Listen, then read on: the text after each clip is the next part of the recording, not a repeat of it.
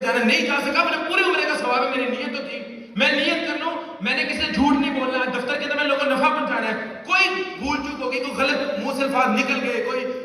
شیطان کا حملہ ہو گیا، کچھ غلطی ہو گئی، معافی مانگ لو، اللہ معاف کرتا ہے۔ نیت آپ کی خالص ہونی چاہیے، نیت آپ کی ہونی چاہیے رب کو راضی کرنے کے لیے۔ اگر آپ زندگی کے اندر کامیاب ہونا چاہتے ہیں تو حضرت عبد الرحمن بن عوف رضی اللہ عنہ کو فالو کریں، حضرت عثمان غنی کو فالو کریں، جو میرے نبی کریم صلی اللہ علیہ وسلم نے احادیث مبارک پیش کی تجارت کے حوالے سے ان کو اسٹڈی کریں۔ اللہ کی قسم اگر آپ نقصان میں چلے گئے، اگر آپ کامیاب نہ ہوئے، ڈاکٹر سبیر اکرام اس کا ذمہ دار ہوگا۔